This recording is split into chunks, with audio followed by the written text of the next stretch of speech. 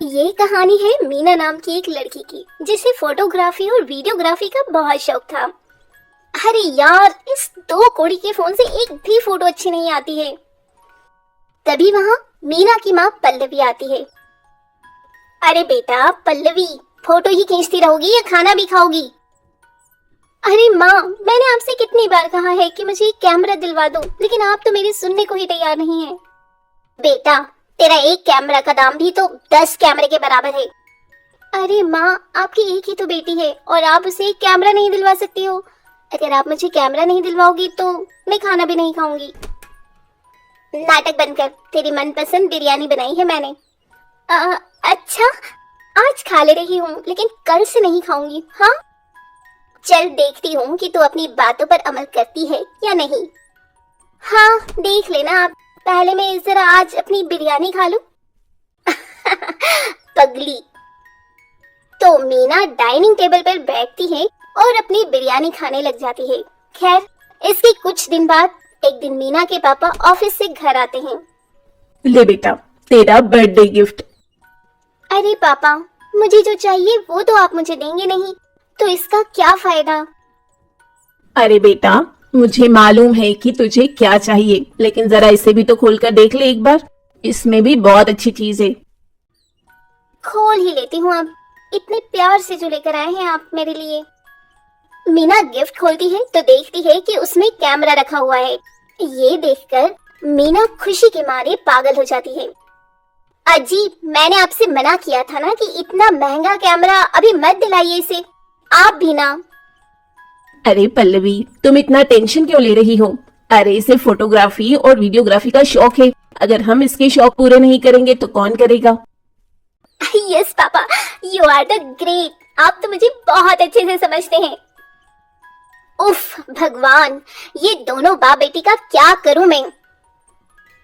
हाँ माँ, आप बैठो, मैं पापा के लिए खाना लगाती हूँ। देखा, आपसे कैमरा मिल गया तो खाना भी लगा रही है अब। अरे कोई बात नहीं, अभी इतनी बड़ी बेटी भी नहीं हुई है हमारी, बच्ची ही तो है। खैर, अब मीना को अपना पसंदीदा कैमरा मिल चुका था, इसलिए वो अब अच्छे अच्छे स्पॉट पर जाकर फोटोग्राफी करना शुरू कर देती है। कि तभी एक दिन जब मीना किसी खूबसूरत नदी के किनारे फोटोग्राफी कर रही थी, तभी उसके पास एक आदमी मुंह में रुमाल बांधे हुए आता है। ए, तुम लोग कौन हो? अरे जाने मन, हम लोग कौन है अभी तुझे बताते हैं। इसके बाद दीपक मीना को जोर से धक्का देता है और उसका कैमरा लेकर वहां से भागने लगता है। लेकिन मीना बड़ी चालाक थी, वो जल्दी से दोनों के सिर पर 2 पत्थर से वार करती है। आई! चुप बेवकूफ। वहीं मीना जल्दी से उनके पास आ जाती है और अपना कैमरा उठाती है। बड़ी चालाक बन रही है ना तू। रुक, तुझे अभी इसी नदी में फेंकता हूँ। तब दीपक मीना से उसका कैमरा छीनता है और उसे नदी में फेंककर राजेश के साथ फरार हो जाता है। वहीं दूसरी ओर मीना चुड़ैल बन जाती है। एक तो तुम लोगों ने मेरा कैमरा चुराया और ऊपर से मुझे एक चुड़ैल बना दिया।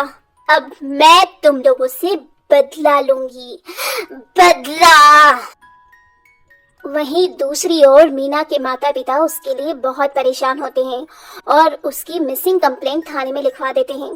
खैर, चुड़ैल अब राकेश और दीपक के पास जाती है। मेरा कैमरा चुराएगा तू?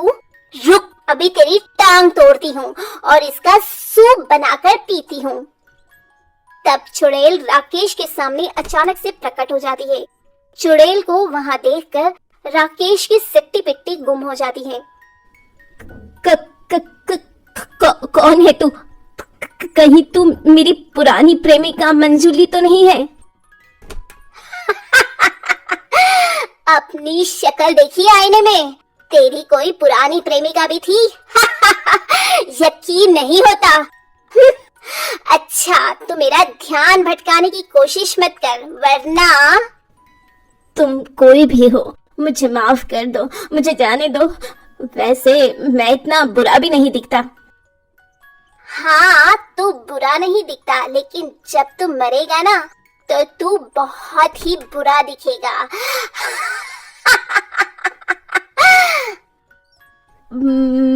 मरेगा मतलब? हाँ, अगर तू मरेगा नहीं तो मैं तेरे हाथ और पैर का सूप बनाकर कैसे पीऊंगी रे। नहीं नहीं, ऐसा मत करना। एक तो मेरा कैमरा चुराता है और मुझे मारता भी है और ऊपर से बोलता है कि तुझे ना मारूं। अच्छा, तो तू कैमरा वाली चुड़ैल है? हाँ। तब इसके बाद चुड़ैल राजेश के हाथ पैर तोड़ देती है और उसे मार डालती है। उसे मारने के बाद चुड़ैल वो कैमरा अपने हाथ में लेती है। रुक, ऐसे ही रहना, अब तेरी एक फोटो खींचती हूँ। और चुड़ैल अपने कैमरे से राजेश की लाश की फोटो खींचती है और बहुत खुश होती है। अगर मैं ना मरती ना तो बहुत अच्छी फोटोग्राफर बन जाती। वाह मीना, तेरी फोटोग्राफी का तो कोई जवाब नहीं। सोच रही हूँ अब से मैं बुरे लोगों को ऐसे ही मारूंगी और उनकी ऐसे ही तस्वीर लूंगी। इसका मैं तो बड़ा मजा आने वाला है मीना। लेकिन दूसरा वाला आदमी कहाँ है? पहले तो उसे मारूंगी और सोच रही हूँ कि उसकी खोपड़ी का सूप बनाकर पीऊं। और चुड़ैल अब दीपक को ढूंढने लग जाती है। वहीं शाम को जब दीपक राजेश के पास आता है तो देखता है कि किसी ने राजेश को बहुत बुरी मौत मारा है। नहीं, कहीं ये काम उसी लड़की की आत्मा का तो नहीं है? मुझे भागना होगा यहाँ से। तभी वो वहां से भाग जाता। वहीं दूसरी ओर चुड़ैल एक आदमी की दुकान के पास जाती है। दरअसल वो आदमी मोहल्ले में बासी मिठाइयां बेचता था। इस आदमी की वजह से मेरा बहुत बुरा वाला पेट खराब हो गया था। इसे तो मारना ही पड़ेगा। खैर, वो आदमी अपनी दुकान बंद करके घर के लिए निकलने लगता है कि थोड़ी दूर आगे बढ़ने पर एक सुनसान गली में उसे चुड़ैल मिल जाती है। चुड़ैल? वो भी कैमरे वाली? आजकल चुड़ैलों के पास भी कैमरा होता है क्या? और क्या, हम लोग मॉडर्न जमाने के चुड़ैल हैं। हमारे पास सब कुछ होता है। अच्छी बात है, अच्छी बात है। लेकिन तुम्हें मुझसे क्या काम है? सुना है तू बासी मिठाइयां बेचता है जिससे लोगों की तबीयत खराब हो जाती है। नहीं नहीं, ये किसने बोला? ये सब गलत है। मैं तो कॉलोनी में सबसे ताजी मिठाइयां बेचता हूँ। तभी चुड़ैल अपनी शक्ति से उस आदमी की दुकान की मिठाइयां अपने हाथों में प्रकट करती है। अच्छा, तो ये ले, अपनी सारी मिठाई खा ले। वो आज मेरा पेट खराब है।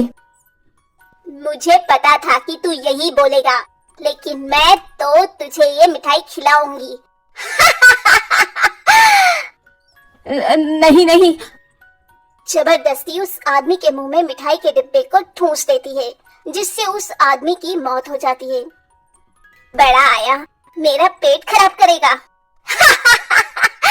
गया ना काम से। उसे मारने के बाद चुड़ैल उसकी तस्वीर ले लेती है। मोटा गेंडा कहीं का, इसकी तो फोटो भी अच्छी नहीं आई। इसके बाद चुड़ैल दीपक को ढूंढने लग जाती है, लेकिन फिर भी उसे दीपक का कहीं पता नहीं चलता। आखिर ये दुष्ट दीपक है कहाँ? पता नहीं क्यों मैं अपनी शक्ति से भी उसको देख नहीं पा रही हूँ। लगता है कुछ गड़बड़ है। तब तक मैं अपने नए शिकार को ढूंढती हूँ।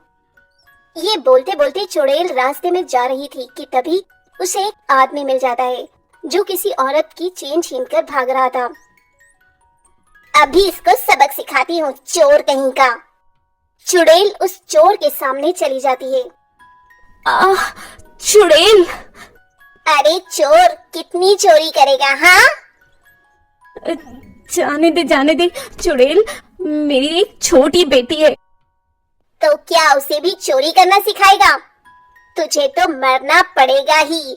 नहीं तो तू अपनी बेटी से भी चोरी ही करवाएगा।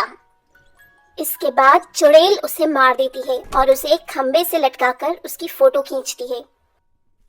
ये फोटो तो बड़ी जबरदस्त आई है। खैर कुछ दिन बीत जाते हैं और कॉलोनी में चुड़ैल के बारे में सबको पता चलने लगता है। तभी एक दिन कॉलोनी वाले पंडित को बुलाते हैं। उस घर की एक सदस्य है वो चुड़ैल। पंडित जी, ये तो मेरा घर है। हाँ, तुम्हारी बेटी मर चुकी है और वो चुड़ैल में बदल चुकी है, वही ये सब कर रही है। ये सुनकर मीना के माता पिता बहुत रोते हैं। रो मत बेटी, हमें उसकी आत्मा को मुक्ति दिलाना होगा। ठीक है पंडित जी, आप जो कहेंगे हम वही करेंगे। मीरा का एक खूनी है जो अभी तक पकड़ा नहीं गया है। हो सकता है कि उसके पकड़े जाने के बाद उसे मुक्ति मिल जाए। अच्छा पंडित जी।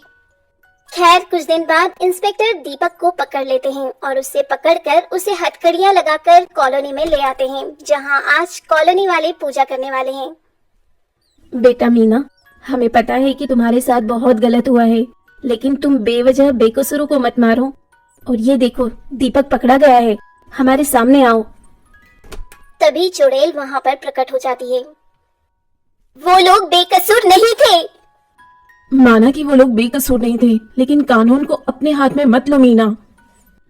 हाँ बेटा, अब तो दीपक भी पकड़ा गया है, ये सब मत कर बेटा। हाँ बेटा, तू तो हमारी प्यारी बिटिया थी ना, तो फिर क्यों नहीं करती है ऐसा। इस तरह सभी लोग उसे बहुत समझाते हैं। ठीक है माँ पापा, मैं अब से किसी को भी नहीं मारूंगी, लेकिन इस दीपक को भी नहीं छोड़ूंगी। अलविदा। इतना कहने के बाद चुड़ैल दीपक को अपने साथ हवा में उड़ाकर ले जाती है और जाते जाते ऊपर से कॉलोनी वालों की फोटो भी खींच लेती है। ये फोटो देखकर मैं आप सबको बहुत याद करूंगी। वहीं चुड़ैल दीपक को अपनी दुनिया में ले जाकर उसे क्षण भर में मार देती है और इस तरह चुड़ैल का बदला पूरा हो जाता है।